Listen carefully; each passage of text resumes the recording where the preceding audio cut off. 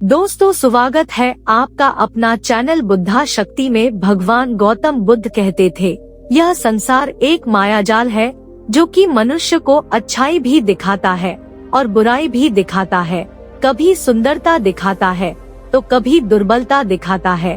कभी यह संसार मनुष्य को आकर्षित करता है और कभी कभी मनुष्य को इतना उलझा देता है कि मनुष्य को खुद के जीवन का ध्यान ही नहीं रहता। इसीलिए संसार के मायाजाल से बचने के लिए भगवान गौतम बुद्ध कहते हैं, जो पुरुष अपने खुद के इंद्रियों से कभी नहीं हारा, वह संसार से या पूरे ब्रह्मांड के किसी भी चीज से कभी हार ही नहीं सकता। वह मनुष्य जहाँ भी हो, उसकी विजय निश्चित है। दोस्तों, आपको बता दें कि इंद्रियों का मतलब होता है कान, नाक, त्वचा, जीभ, हाथ। इन 5 शरीर के भागों को मुख्य इंद्रियां कहा जाता है। इन इंद्रियों को जो पुरुष या स्त्री अपने मन से संयमित कर पाते हैं, वह पुरुष या स्त्री बड़ी ही आसानी से संसार के महासागर को पार कर लेते हैं। यानी कि किसी भी चीज से वह आकर्षित नहीं होते और अपना कर्म बड़े ही विश्वास के साथ करते रहते हैं। ऐसे ही मनुष्य संसार में या इस लोक में या परलोक में बार बार विजयी होते रहते हैं। तो चलिए जानते हैं कि हमारे मन को कैसे वश में किया जाए ताकि हमें संसार के मायाजाल में फिर से न फंसे। भगवान गौतम बुद्ध कहते हैं, मन को वश में करने के लिए सबसे पहले आपको यह जानना होगा कि आपके शरीर से श्रेष्ठ आपकी इंद्रियां होती हैं।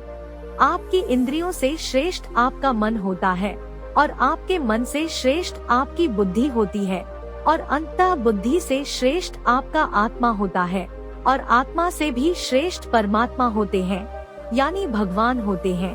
तो अगर आपके मन को वश में करना है तो सबसे पहले आपकी बुद्धि में यह विचार करेगी, मैं आज से बुरे कामों के बारे में सोचूंगा भी नहीं और मेरे अच्छे काम विश्वास से करता रहूंगा। दोस्तों, अगर आप बुरी आदतों के बारे में सोचोगे ही नहीं तो वह आदतें आपकी बुद्धि पर हावी नहीं होगी और आप कभी गलत काम नहीं करोगे। तो सबसे पहली बात तो यह है कि अपने बुद्धि में से बुरी आदतों को निकाल दो और अपनी बुद्धि में जो भी आपका काम है उस काम के बारे में विचार डालना शुरू कर दो। फिर आपकी बुद्धि आपके मन को आपके काम के बारे में संदेश देगी और मन सभी इंद्रियों को वश में करके आपके काम के ऊपर लगा देगा। तो इसी तरह से करते करते आपका मन एक दिन अवश्य ही वश में हो जाएगा और जिस व्यक्ति का मन वश में हो जाता है उस व्यक्ति के मन में हमेशा ही भगवान वास करते हैं। तो देखा दोस्तों, मन को वश में करने के लिए सबसे पहले आपको अपनी बुद्धि को अपने काम के बारे में ज्ञान देना होगा और बुद्धि में से बुरी आदतों को बिल्कुल निकालना होगा, यानी कि उनके बारे में सोचना ही छोड़ना होगा। तब जाकर आप अपने मन को वश में अवश्य ही कर पाओगे और जब आप पूर्णतः आप अपने मन को वश में कर लोगे तब आपके लिए सुख दुख, सर्दी गर्मी और मान अपमान सब एक जैसा होगा और आप इस दुनिया के माया से परे हो जाओगे। आपको कोई भी चीज आकर्षित नहीं कर पाएगी, उल्टा आपसे ही लोग आकर्षित होंगे और आप जैसा भी काम करते हैं लोग भी आपको देखकर वैसा ही काम करेंगे और लोगों को आप एक आकर्षित और बुद्धिमान मनुष्य लगोगे। इसीलिए हमारे भागवत गीता में भगवान कृष्ण ने यह कहा है कि मन का सारा खेल है, मन के हारे हार है और मन के जीते जीत है। ऐसा ही हमारे भगवान बुद्ध ने और ना जाने कितने सफल लोगों ने कहा है। भगवान बुद्ध ने कहा है कि जिसने अपने मन को वश में कर लिया है उसकी जीत को देवता भी हार में नहीं बदल सकते हैं। अर्थात मन को वश में करने का नाम ही आत्म संयम है, जिसका अर्थ है अपने आप को वश में करना, अर्थात मन, वचन और कर्म पर अधिकार प्राप्त करना ताकि शरीर से कोई अशुभ कार्य न होने पाए, जिससे कोई अपशब्द न निकले और मन में कभी अशुभ विचार न उठने पाए। यदि मनुष्य अपनी इंद्रियों का प्रयोग उचित ढंग से करता है तो ही उस मनुष्य को दूसरों को ज्ञान देने का अधिकार है। यदि उसका अपने मन पर अधिकार नहीं है, उचित और अनुचित का ज्ञान नहीं है, तो वह मनुष्य के पद से गिरकर अन्य योनियों में गिने जाने योग्य हो सकता है। एक कथन है कि हम जैसा सोचते हैं वैसा ही बन जाते हैं। वास्तव में यह विचार नहीं अपितु विचारों का संसार है। हमारी सोच और विचारों का प्रभाव हमारे मन पर गहरा असर छोड़ता है मनुष्य के मन में विचार ही बार बार उभर कर आते हैं जो मनुष्य को दिशा देने का काम करते हैं।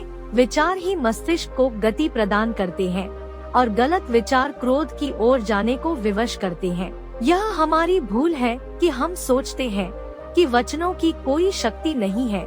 संसार में जो भी हुआ, जो भी हो रहा है और जो भी होगा, सब हमारे कर्म के प्रभाव से हुआ है और जो हो सकता है और आगे जो होगा वह कर्म की शक्ति से होता है, वह विचारों की शक्ति होती है।